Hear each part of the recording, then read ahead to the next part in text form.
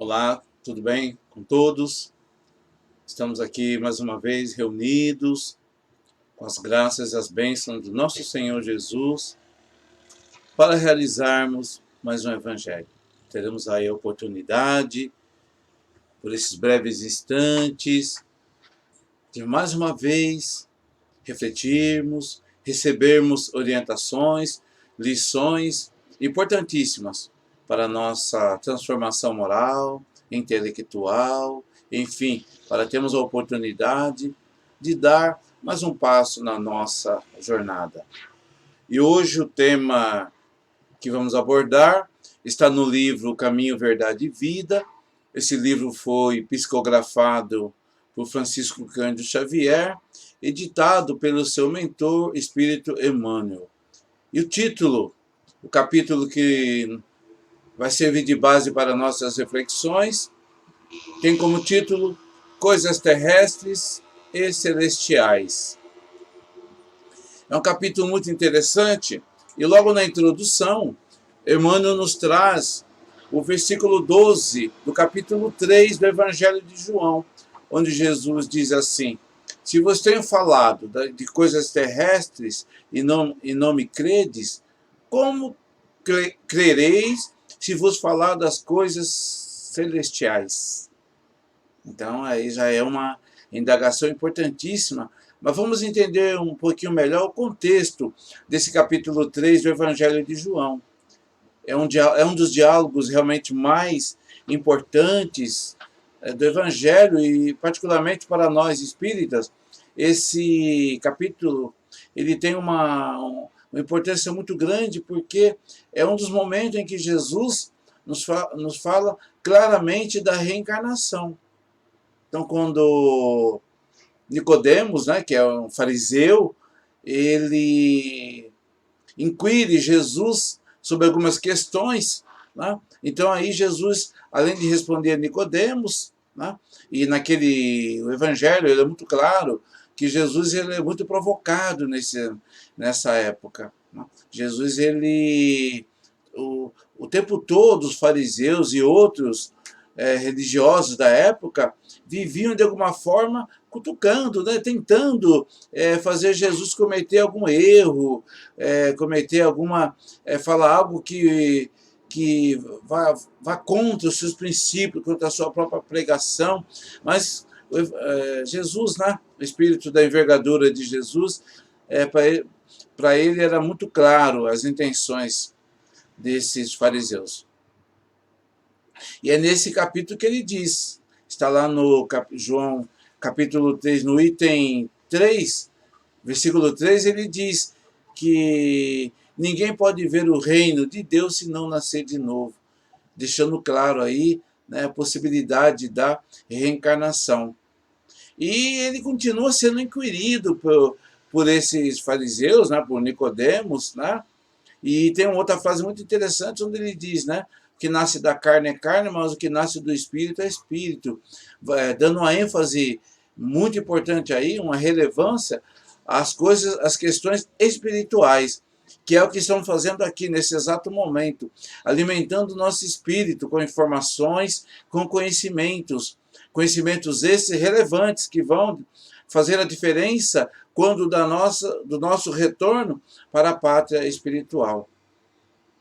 E ele continua, e Nicodemos continua inquirindo, perguntando, mas como eu disse há pouco, né, com o objetivo de alguma forma causar uma perturbação.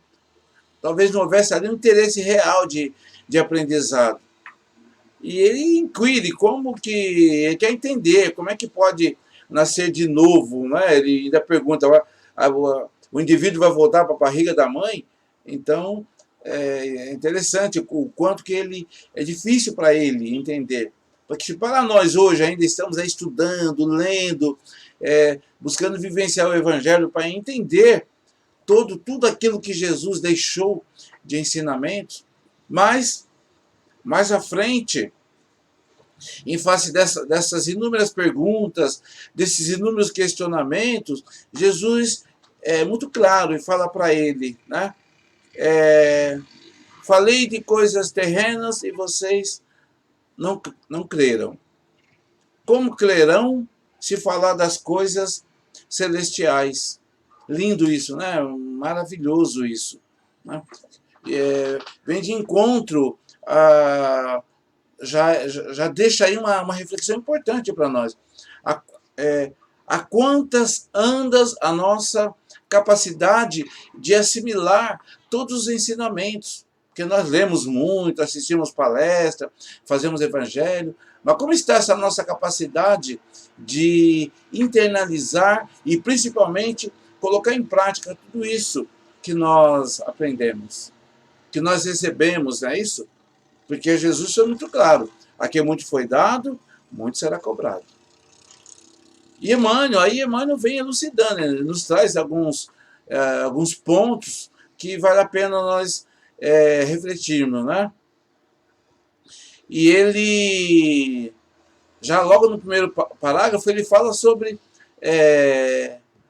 a reclamação de muitas pessoas que elas acham que o plano espiritual devia trazer todas as informações.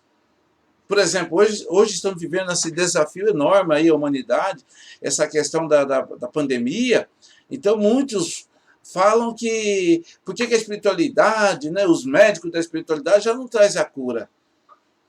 Então, Emmanuel já coloca isso aqui, logo no começo desse capítulo, ele já coloca essa indagação, né? E ele ainda coloca, ele nos coloca outras reclamações, né, que as pessoas perguntam, as pessoas fazem. Por exemplo, por que não se fazem mais explícitos os desencarnados quanto ao novo gênero de vida que foram chamados? Isto é, eles querem, as pessoas inquirem por que o plano espiritual não traz mais informações, né, sobre as suas cidades, seus processos, né, como que é a organização lá no mundo espiritual, como funciona a questão dos governos, né? E ainda ele coloca em alguns parágrafos à frente, ele coloca mais perguntas, indagações que as pessoas fazem, né? Em relação ao cientista, né?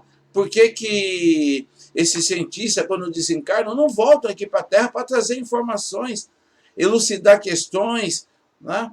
Aí ele fecha esse parágrafo dizendo assim: são esses os argumentos apressados da preguiça humana. Deixando muito claro aí que se forem trazidas todas as informações, qual o mérito da humanidade? Não é isso? Então, aí já é uma reflexão importante para todos nós. Uma postura de humildade. Né? Nós temos lá no livro, na codificação, nos fala da lei do progresso. O progresso é inevitável, ele é importante, mas o progresso se dá com trabalho, com estudo, com pesquisa, com mudança de comportamento, com mudança de postura. Não é isso? E ele ainda continua dizendo, né? Se os espíritos comunicantes têm tratado quase que somente do material existente em torno das próprias criaturas terrestres. Isto é interessante essa colocação, porque realmente tudo que nós recebemos de conhecimentos é aquilo que está contido, são questões relacionadas ao nosso dia a dia. Se nós verificarmos bem o que Emmanuel nos traz, André Luiz nos traz, Allan Kardec nos traz, Chico Xavier nos traz, são questões, são conselhos, orientações relacionadas com o nosso dia a dia. E mesmo assim, para nós colocarmos em prática tudo isso que a espiritualidade nos traz, com certeza não é tarefa fácil nem simples, né? Aí ele continua dizendo: é necessário, compreendo o homem, que Deus concede os auxílios. Entretanto, cada espírito é obrigado a talhar a própria glória. Né? A grande tarefa do mundo espiritual, em seu mecanismo de relações com os homens encarnados, não é trazer conhecimentos sensacionais e extemporâneos, mas de ensinar os homens a ler os sinais divinos, né, que a vida terrestre contém em si mesma, iluminando-lhes a marcha para a espiritualidade. Então, a espiritualidade vai nos trazer informações condizentes ao momento em que estamos vivendo. Eles vão nos dando aí os insights, os inputs, para nos ajudar na nossa transformação, na solução dos problemas do hoje. Porque se olharmos para o mundo espiritual, os planetas, possibilidade de vida em outros planos, não temos ainda essa condição. Não temos ainda. Então, nós vamos precisar aprender a resolver as nossas questões aqui na Terra. Os nossos desafios aqui na Terra. É por isso que Jesus foi muito claro com Nicodemo. Se nós não conseguimos entender as questões ainda, nós ainda estamos aprendendo a ser mais humildes, a ser fraternos, a desapegar das pessoas, das coisas materiais. Como que nós podemos querer já avançar, não é isso? Então, quando vivenciamos um momento como esse, uma pandemia como essa, é mais uma oportunidade que nós temos para avançar. Olha o quanto a ciência, as técnicas da medicina, as famílias estão dentro das suas casas, quanto aprendizado, quantas virtudes estão sendo desenvolvidas ali nesse convívio. A paciência, a tolerância, a indulgência, estamos nos conhecendo melhor. Olha a ciência, o quanto vai avançar todas as áreas da medicina, fisioterapia, psicologia, fonoaudiologia, clínica geral, né? Os sanitaristas, enfim, todas as áreas da medicina estão envolvidas nesse desafio. A caridade, quantas empresas estão aí doando né, volumes significativos, né, de dinheiro. As pessoas estão ajudando, estão fazendo, os enfermeiros se dedicando, se doando. Então, tudo isso está dentro da lei do progresso. Jesus jamais daria um fardo para cada um de nós ou para a humanidade se não tivéssemos a condição de arcar, de carregar esse fardo. Então, essa pandemia, ela tem esse objetivo. O quanto estamos orando mais, rezando mais. Hoje todos centros espíritas, igrejas evangélicas, católicas, estamos todos orando. É inevitável, quando assistimos um jornal, recebemos as notícias do sofrimento aos quais as pessoas estão passando, a gente quer correr para um canto e orar, fazer uma prece, fazer o evangelho. Então, na obra de Deus, nada é por acaso. Tudo tem um objetivo. Daí a necessidade de sempre perguntarmos para Jesus: Senhor, o que queres que eu faça? Usa, Senhor, minhas mãos. Né? Usa, Senhor, a minha voz, o meu olhar, os meus ouvidos, em prol da seara bendita. E Emmanuel, ele finaliza esse capítulo dizendo que a grande tarefa do mundo espiritual, em seu mecanismo de relações com os homens encarnados, não é de trazer conhecimentos, como ele já disse, né, sensacionais, extemporâneos, né, quer dizer, coisas acima do nosso tempo. Ele vai nos trazer coisas relacionadas a esse tempo, né? E ele conclui ali dizendo: uma grande tarefa do mundo espiritual, mas é de ensinar os homens a ler os sinais divinos que a vida terrestre contém em si mesma, iluminando-lhes a marcha para a espiritualidade. Jesus foi muito claro: das ovelhas que o Pai me confiou, nenhuma se perderá.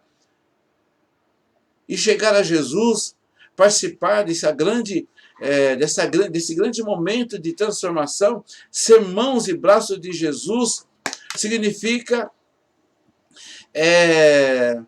nos colocar a serviço, nos colocarmos à disposição de Jesus, seja no nosso lar, seja na nossa comunidade, seja na nossa casa espírita. Hoje estamos afastados das casas espíritas, mas as casas espíritas estão aí atuando, funcionando. Não é isso? Com certeza, existe, cada casa espírita desenvolveu uma metodologia, uma forma de ajudar, mas não dá para parar de ajudar porque os necessitados estão aí. O nível de desemprego aumentou muito, o nível de pessoas com depressão, pessoas com síndrome do pânico por estarem sozinhas aumentou muito. Então cabe a nós espíritas, cabe a nós cristãos, nos dedicarmos um pouco mais. Que possamos levar essas reflexões para nossas vidas, que Jesus nos abençoe, nos envolva em luz e em paz. Graças a Deus.